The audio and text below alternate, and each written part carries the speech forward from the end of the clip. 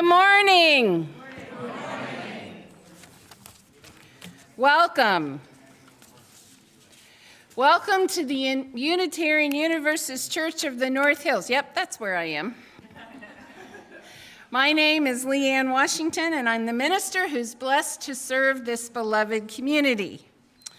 I've been away for a few weeks, and I can tell you I am delighted to be back. Aw, thank you. Appreciate that. So there's a little bit of something I want to draw your attention to, nothing big, but you see that we have a Christmas tree that's still up over there, but it is not a Christmas tree. It is a winter tree. Understand? And it is covered with beautiful snowflakes. And it will be taken down in February, 1st of February, but between now and then we will do a little thing here or there with our winter tree. I know, I'm a little weird.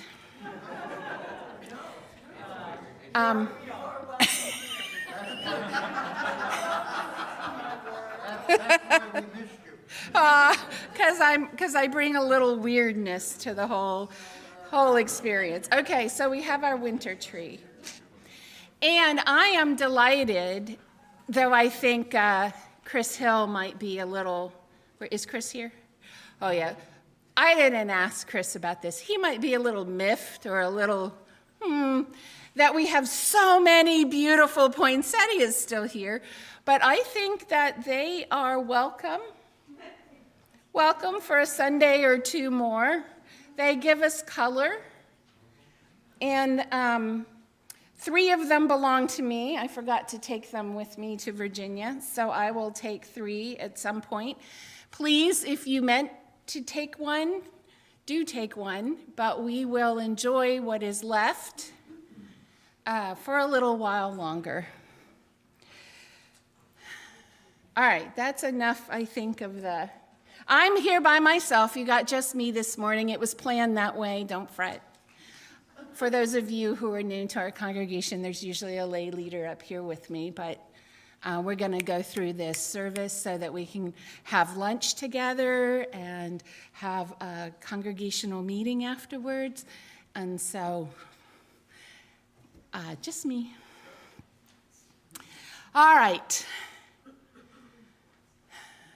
One of the things I love about this community is how welcoming we are.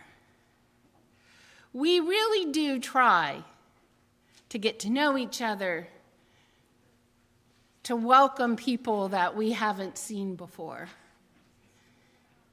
And we welcome people from many different social locations, many different philosophical perspectives and religious understandings. It really is something that makes this beloved community special and somewhat unique. I'm not sure if you can be somewhat unique, like can you be somewhat pregnant? Unique is, but you know what I'm saying. You're rare. Let's put it that way, rare. So I'm going to ask you now to join me in welcoming each other into this moment, which is made sacred by our presence and our intention. Whatever the faith and traditions of your past, we welcome you. Whatever your theological stance, we welcome you. Whoever you are and whomever you love, we welcome you. Wherever you come from, whatever your journey has been, we welcome you, the whole of you. Now, as I kind of hinted at in my comments so far, our Sunday services are diverse. They are as diverse as we are. So if you're visiting our church for the first time, please come back again several times, so that you may experience various topics and various styles of worship that we enjoy here at this congregation. Though we may enjoy a variety of worship experiences, one thing that remains consistent and constant is our mission. Please join me in affirming our mission statement. By building a loving religious community that nourishes the spirit, celebrates life, and cherishes the connectedness of all things, we will transform ourselves and our world. Now, newcomers and guests are always welcome to participate in any of our church activities. If we have any newcomers or guests with us this morning, we invite you to introduce yourselves. I see Chris Hill as our minister of the mic. If you'll raise your hand, he will bring you a microphone. Hello, I have my Uncle Vince here with me today. I recently lost my mother and father, so he wanted to join me here at the church today. Thank you. Welcome.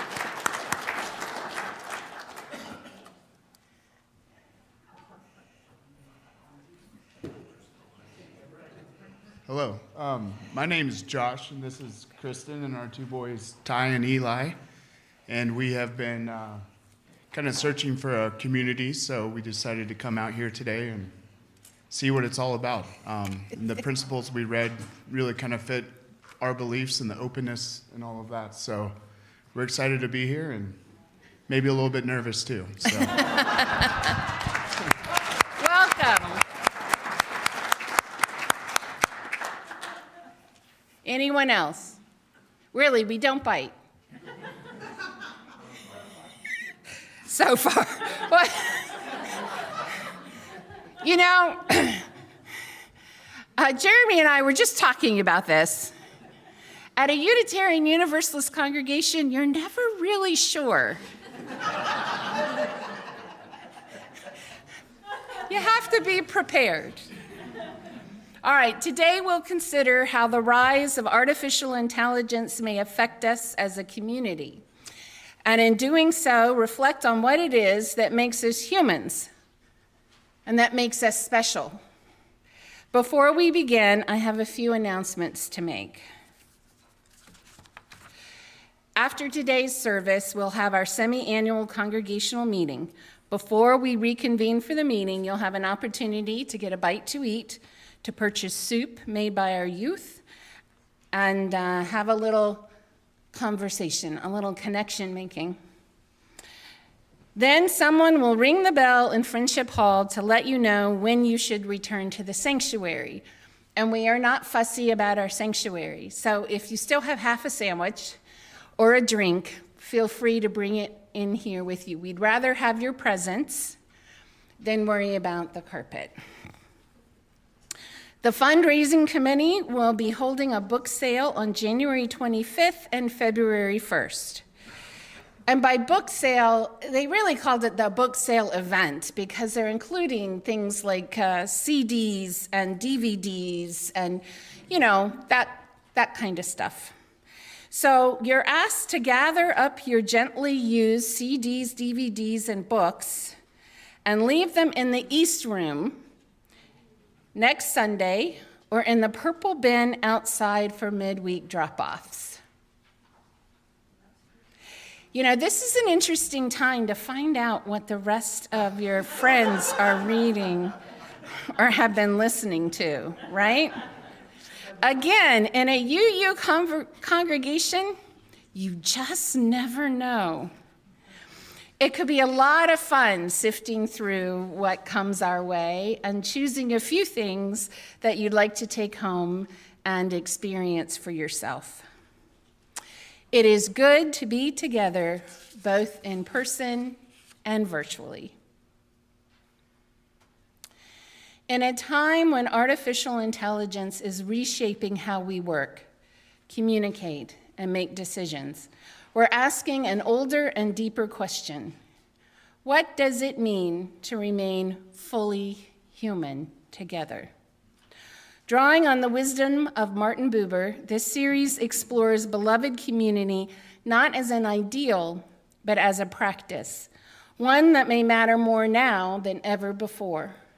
We gather in a world of astonishing machines. Machines that calculate faster than thought. We gather in a time of profound convenience and quiet loneliness. We gather as flesh and breath, memory and hope, still human, still needing one another. Let us worship not efficiency, but presence, not certainty, but courage, not perfection, but love.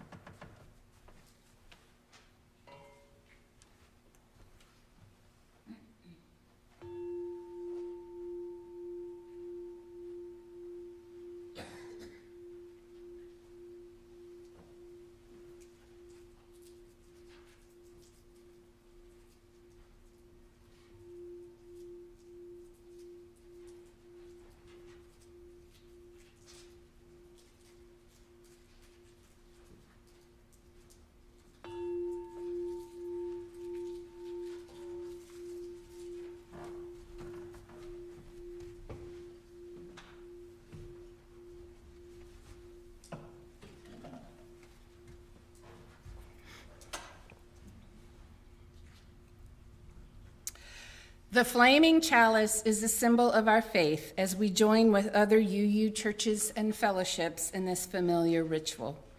As we share the light of this chalice in our sanctuary, we also welcome those of you viewing remotely to light a chalice.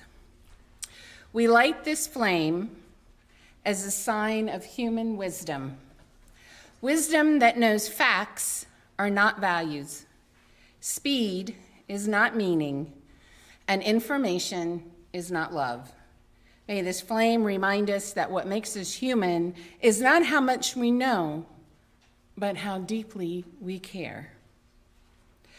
Please rise in body or in spirit as you are willing and able, and join us in singing our opening hymn, Here We Have Gathered, number 360 in the gray hymnal. The words also appear on the screens. Here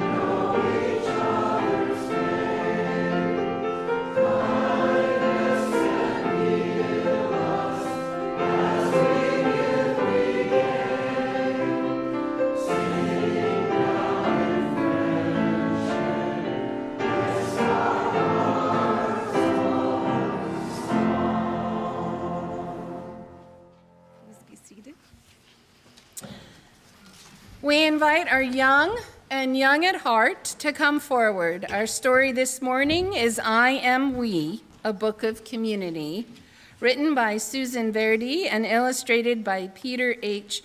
Reynolds, and read by Robin Travers. Good morning. How are you guys this morning? Good. Tired.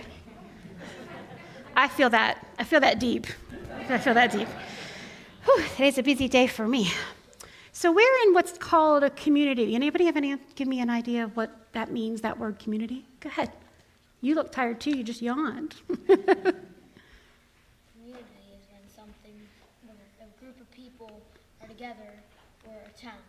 That's great. Absolutely. It's a group of people are together or in a town. And Reverend Leanne's going to be talking about something called AI. Have you guys heard of AI? Have you guys heard of it?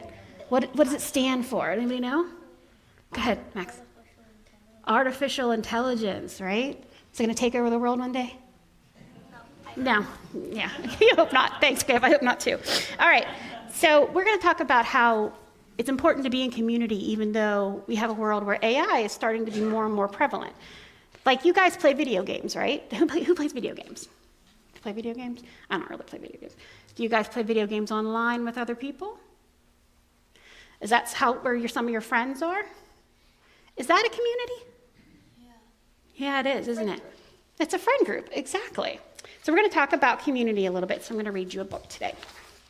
It's called I Am We, the Book of Community. It's a brand new book, so bear with me trying to get through the pages. I know that it is important to take care of me, to focus on my own breath, my own needs, and be kind to my mind. Sometimes I wonder, is that selfish? How does caring for myself help everyone else? But then I realize that the better I feel inside, the more I can be there for others. My friends, my family, my community. Because I do not exist alone. I am a part of something bigger than myself. I love that she's hugging her kitty. I love hugging my kitties. And when we each take the goodness and self-compassion inside and turn it outward, that is how we make progress and change. How we build, create, learn, and show love. How we care for each other, how we care for each other affects the world. I am not alone. I am more than me. I am we. Not the French yes, we're a group. When there are challenges and struggles, I can check on you. And you can check on me. We can create a safety net so no one falls. Net catching the poor kitty. But he's been caught, so it's all good. Yeah. Kitty don't look so sad. No, he doesn't. You're right. It looks like he's happy he's getting caught. When there's hurtfulness and inequality, we can stand up for each other. We can sit, gather, march, sing, vote. Well, not you guys yet, but you can. Do it when you can. Stronger in numbers. Louder in voices, as we call for justice. When there are differences in thoughts and opinions, we can have a conversation. Listening, disagreeing, and agreeing with gentleness. Finding the right solution for all of us. When there is shyness, a feeling of not belonging, we can be the welcoming committee. We're really good at that here. We have a very good welcoming committee. If you're brand new, I'm sure someone said hello to you already. If you interested and thoughtful, making sure there is a place for everyone. When there are problems to be solved with creativity, I can share my talents and you can share yours. We can combine our skills and ideas to dream up something spectacular. What's that word mean, spectacular? Yeah. Amazing or cool? Cool or amazing. Nice, that's good. When there are good times, successes, and joys, we can celebrate. Show our excitement and pride, and encourage each other to keep on rising. Connection is how I grow. Connection is how we grow. Connected is what we are, part of a worldwide community. Diverse and magnificent, kind and accepting, supportive and present. All of us are important, and none of us are alone. I am not just me. I am we. And if we put our heads and our hearts together, if we keep on caring for ourselves and each other, everything is possible. That might be it. That's it. Okay, thank you. So, thank you for the applause. That's very great. So we have religious education classes now. So if you are in up to sixth grade, you can go sixth grade and above. You can go up to the neighboring faith class that's at the end of the hall. And if you're younger than that, you're welcome to go to the class where they're going to do the bluey stuff. So if you need help, I can go with you upstairs, and we're going to sing them out. Okay. Thank you, everybody.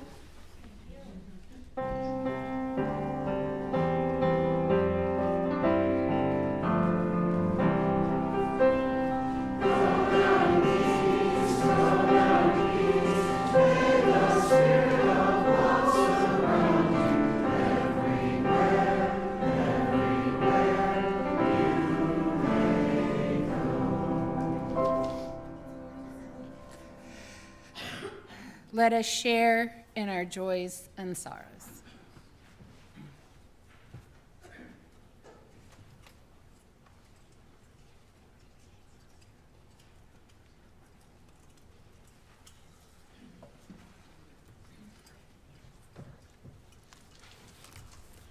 Good morning.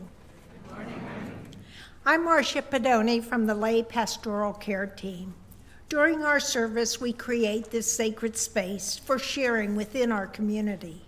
It is a time to share significant life passages to the congregation so that we can be held in love and care. I will be reading the joys and sorrows, and Ruth Horwitz will be placing a stone representing each joy and sorrow in the sand. The sand represents our congregation supporting our sorrows and lifting up our joys.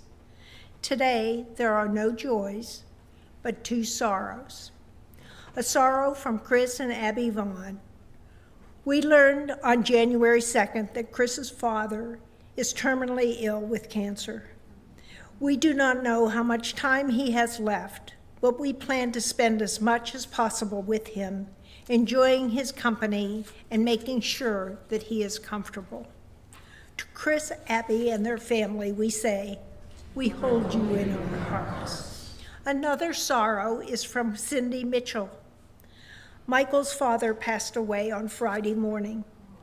Please keep our family in your thoughts.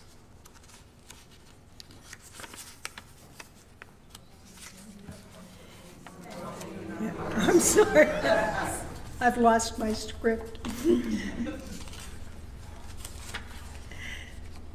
Therefore, we place one more stone for all.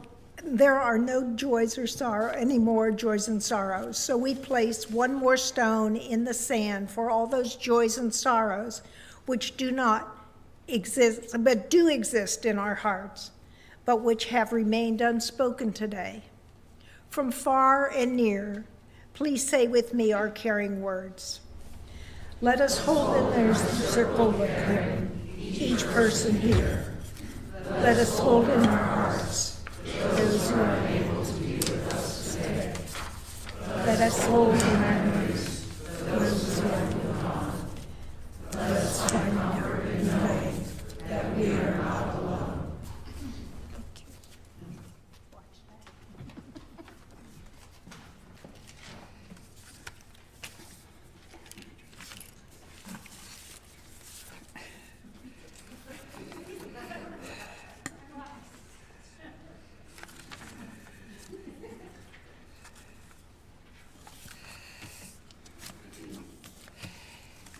So I understand that I missed a lot of snow while I was gone. Someone told me that if you added it all up, it was like 13 inches. It came in several different waves, but that's a lot of snow. So it's a bit ironic that the anthem's title today is January Thaw, because I don't think we're going to see a thaw anytime this January. Well, okay. It's going to get cold again. So if you think of the thaw as a temporary respite, then I guess we have had one and are coming out of one. Now, I want you all to be proud of me for this. As you all know, I'm a Southern Belle. And this morning I came to church and there was no snow. But somewhere around 7:30, 8 o'clock, there was such a snowfall that I couldn't see across the parking lot. I did not panic.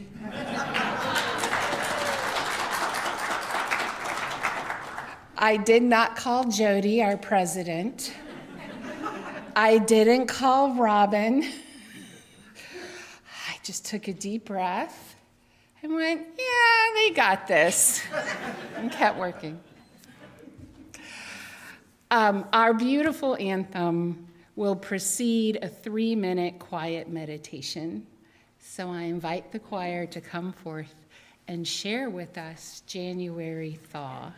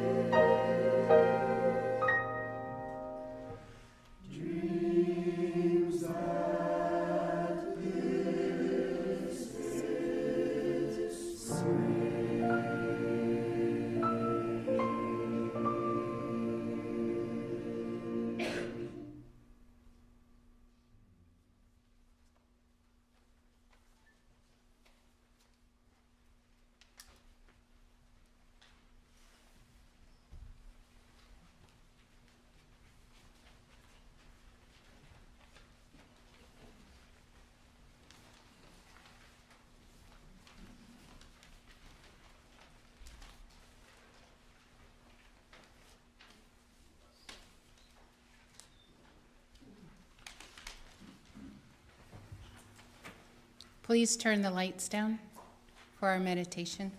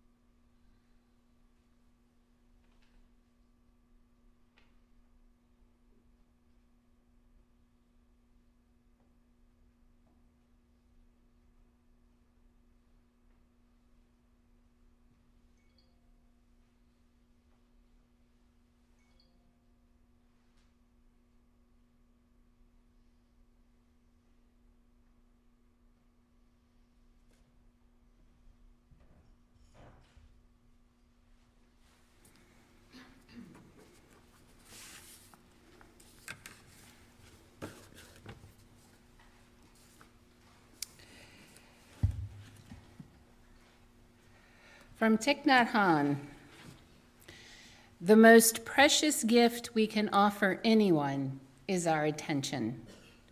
When mindfulness embraces those we love, they will bloom like flowers. If you love someone but rarely make yourself available to him or her, that is not true love.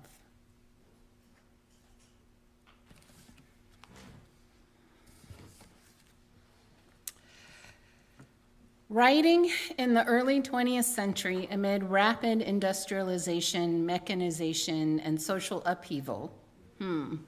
Sound familiar? Buber argued that the most essential truth about human life is not found in ideas or systems, but in relationship itself. Across 3 services and 1 deep dive Sunday, we will explore Buber's core claims, the difference between relating to others as objects or as presence, his conviction that in the beginning is relation, and his insistence that all real living is meeting.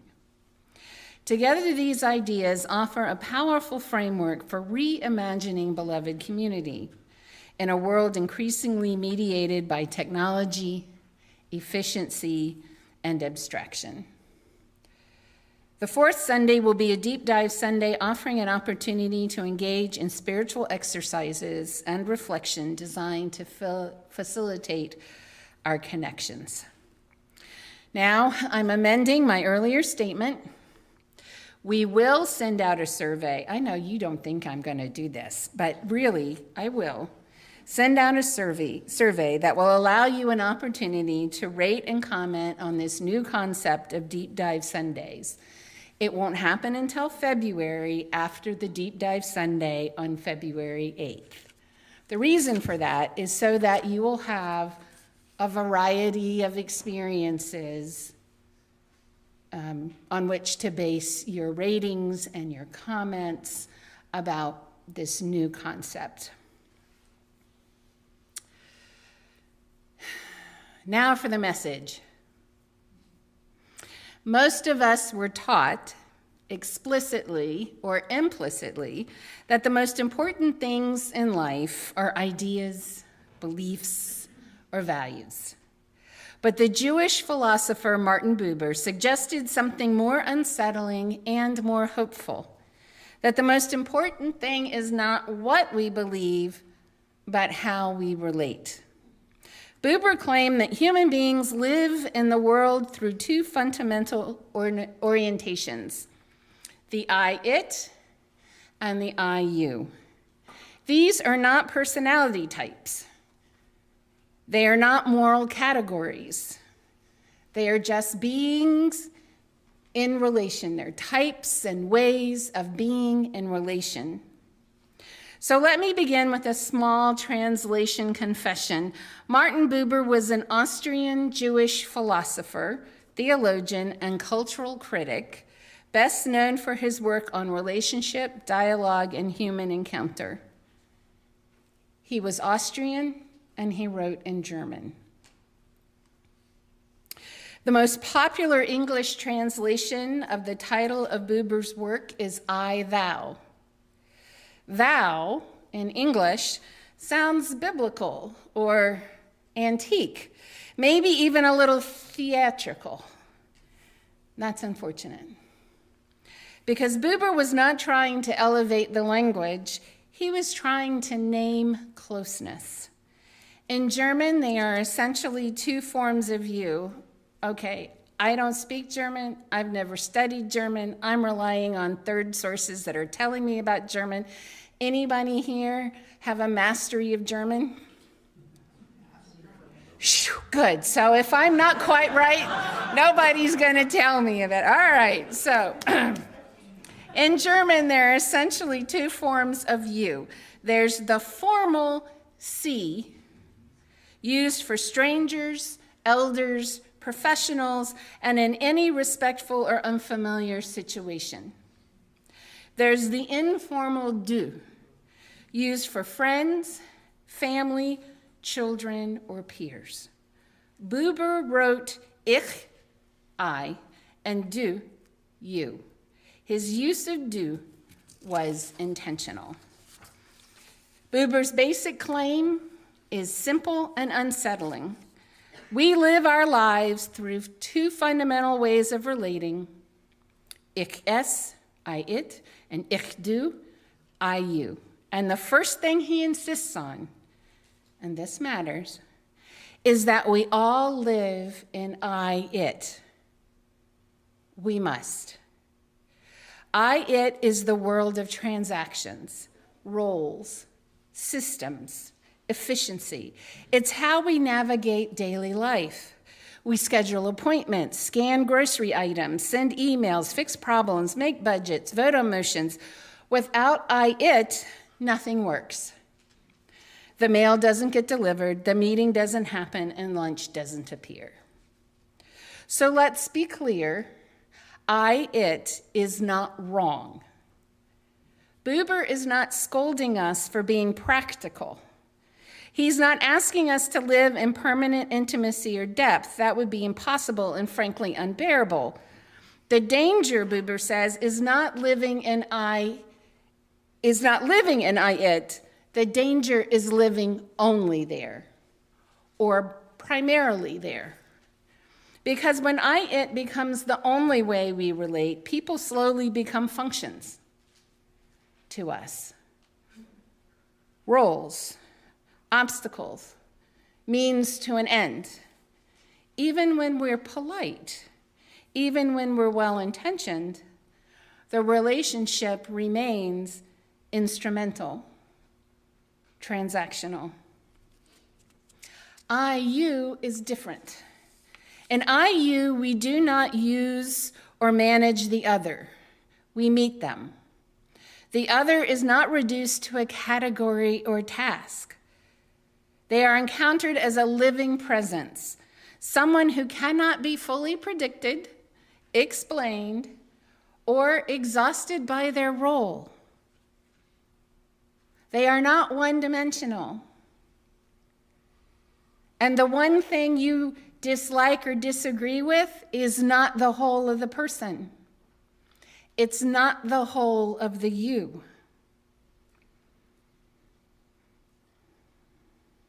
Now, there's an important gloss I want to add to Buber, because life is messier than clean philosophical boxes. These are not on-off switches. They are better understood as a gradient. Most of our relationships live somewhere in between the I and the you. As I was listening to several lectures about Martin Buber's philosophy, I had to go to the post office, which serves 500 people in my little town. There I met the postmistress, who's been the postmistress for a very long time. Interesting little side note, the house I own in Whitestone, Virginia, was for 40-some years referred to exclusively as Miss Dealey's house. Miss Dealey was the postmistress who walked 2 doors down to work. Miss Dealey's long deceased. But I know this current postmistress. As I said, she's been the postmistress for a very long time. As I was picking up my mail and paying the annual fee for my P.O. box, we chatted about the relief that follows the chaos of Christmas, the well-being of various family members, hers and mine, and the pleasure I derive from serving UUCNH. She, among many people, find it interesting that one of the lawyers in their small community is now a Unitarian Universalist minister. If nothing else, I'm just a bit of an oddity. The first time we met, I must admit that our encounter was mostly I-it, transactional. Mail in, receipt out, buy a stamp, sign a contract for the P.O. box, pick up a package. But over time, because I have returned over and over again, because of that repetition, something subtle has happened. We always exchange a few words. Sometimes, when there's no one else in the post office, as was the case this last visit, we just chat to chat. The transaction takes place, and 15 or 20 minutes later, I'm leaving the post office. Because over all this time of short and slightly longer interactions, we learned each other's names, that of family members, and in a small town like that one, just about everyone is related to everyone else somehow. And so there's a long list of how is this person, how's that person, has so-and-so graduated from college, did so-and-so, you get the picture. She and I would remember little details about each other, a spouse, a child, a cat. And what started out as mostly functional has warmed over the years. It's become personal. It's not a full I-you. I-you is where you mutually disclose to each other personal aspects of who you are. And where each of you sees something special and unique in the other. You see that this is a human being, not a postmistress, not a role, a title, or a function, but a real human being with a real life. And in return, that person sees you not just as a customer, a post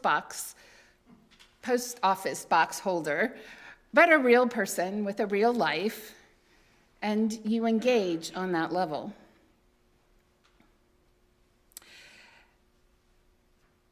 But it's not a full IU, but it's no longer purely an I-it. It's something like, and this is my term found in no lecture or publication that I have read so far, IU light. And that matters because those small, repeated, humanizing encounters are how social fabric is woven.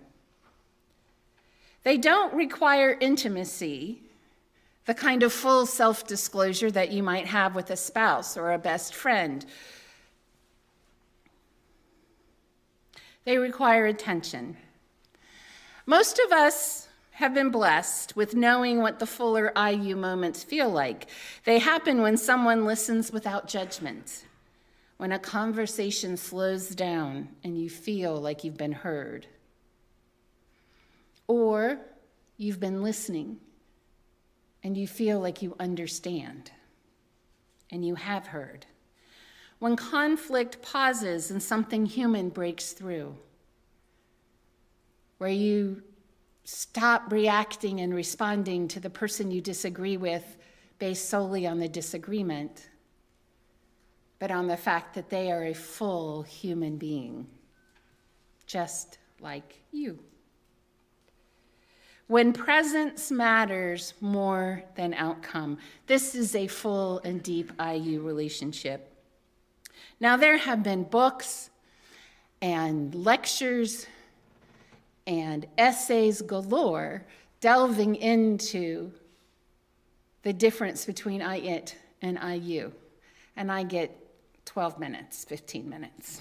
So these moments cannot be forced, these IU moments. They cannot be sustained indefinitely. But when they happen, the world feels richer, more alive. Values are relevant in that moment. Meaning emerges from it. And many traditions call the experience sacred. Now, here's where it's becoming a little more urgent, I think, and Martin Buber's perspective is worth delving into. As artificial intelligence becomes ubiquitous, we're likely to lose many ordinary opportunities for human-to-human contact. Fewer clerks, fewer tellers, fewer front desks, maybe fewer postmistresses, fewer casual exchanges that quietly remind us we live among other people. AI is not evil, at least not yet.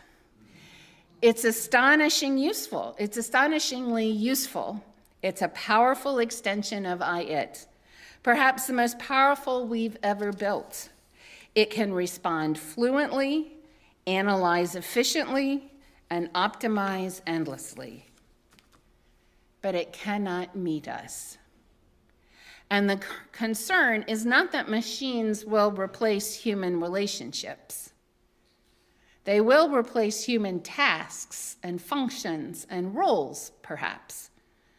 But it's not that machines will replace human relationships. The deeper concern is that human relationships will become rarer, more superficial, and more optional, unless we choose otherwise. Which means that intentional communities like this one will matter more, not less. Places where people are seen repeatedly, where presence accumulates, where relationships have time to warm from transactional into personal. Congregations are one of the few remaining spaces designed not just for efficiency, but for encounter, primarily for encounter. Our mission speaks of connection. This is one of the significant reasons that we exist. And I'd say that's the reason many of you have given for why you have joined this congregation, because you have felt seen and heard and have made friends and have felt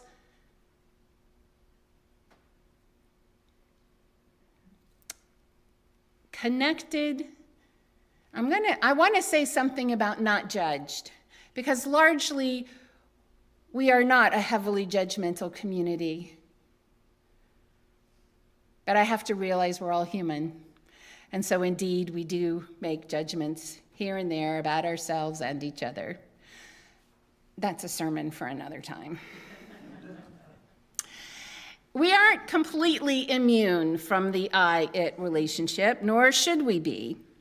Congregational life, especially meetings, pull us strongly toward I-it. Roles matter, agendas matter, decisions matter, votes matter.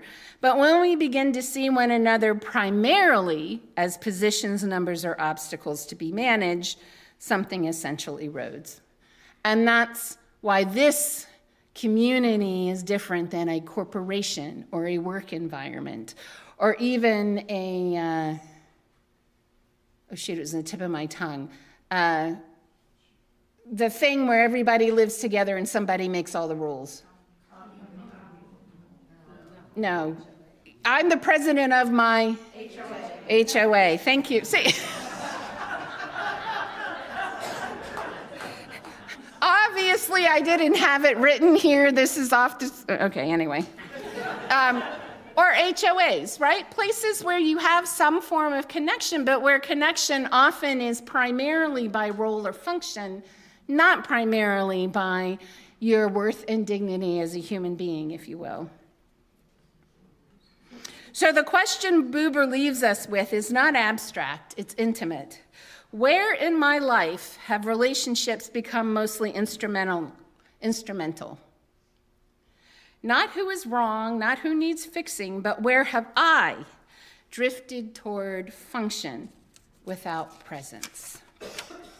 Perhaps in work, perhaps in family, perhaps in our larger community, perhaps in even how we treat ourselves. Ever criticize yourself for not doing the job perfectly, not accomplishing the task the way you or someone else thinks you should have? Efficiency is not evil, but it's not enough. Structure is not wrong, but it cannot carry meaning by itself. Beloved community does not begin with agreement. It begins with how we meet each other. And in a world where human contact is increasingly optional, choosing to show up, to be seen again and again, may be one of the most radical relational acts that we can do. Amen, Ashe, and blessed be.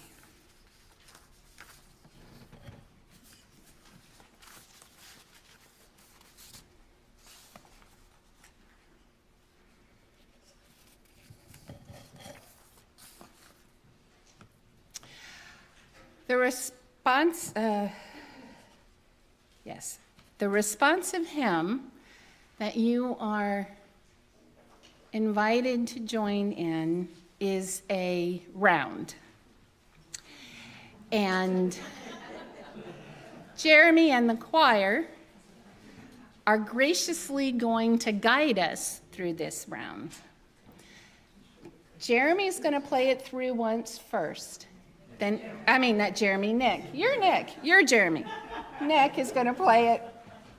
Jeremy's going to, and the choir are going to guide us in singing it together one time. Then we're going to be led in 4 parts, and you'll have 2 choir members per part. And you will sing your parts until your choir member It says it's the last time, but you will sing the last verse repeatedly until the last group has gotten to that point. Did I do that right? I did. Last line, right. We don't want to leave a group all hanging out there by themselves. So out of love and compassion, you'll sing the last line continuously until the fourth group has sung the last night. Okay. Now, I am so glad that Jeremy is so adept at this and that the choir is so capable, because I already am a little confused. So I hand it over to Jeremy and the choir.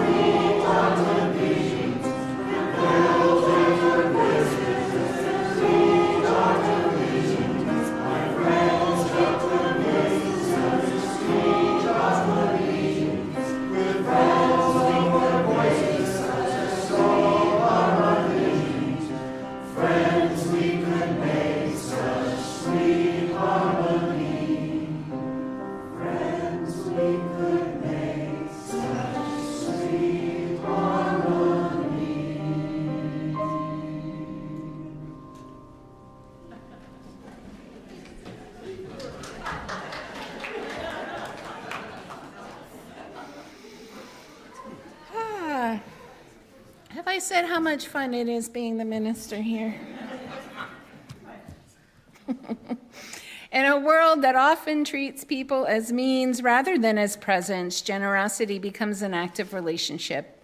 Through our giving, we support this community and its capacity to meet one another with care, integrity, and courage. As you are able, we invite you to share from your abundance, trusting that what we offer today and together helps sustain a beloved community among us. As an independent Unitarian Universalist congregation, we depend on your financial support to pay our staff, to maintain our beautiful campus, and to offer meaningful worship services and religious exploration programs. Instructions for online contributions are on the screens. If you're visiting us for the first time, feel free to let the basket pass. Your presence with us today is your gift to us. The morning offering will now be given and gratefully received.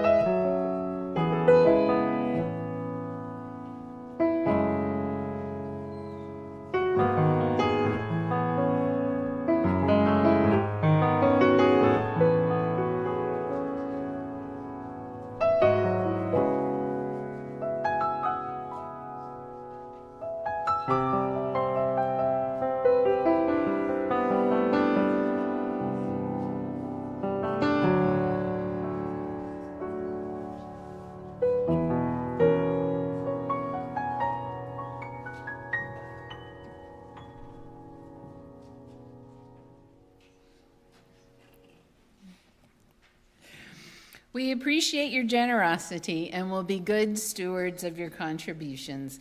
Please join me in dedicating the offering. You will see the words on the screen. May these gifts and the work of our hands and hearts give power to all we stand for as a community of faith. As we close, we sing a hymn that reminds us that community is not something we observe from a distance, but something we enter together to sing with one another, listening, adjusting, and holding the same rhythm is itself an act of meeting. Let us sing, Come Sing Along With Me, number 346 in the gray hymnal, as a practice of presence we carry with us beyond this space. Please rise in body or in spirit as you're willing and able. The words are in the gray hymnal and will appear on the screen.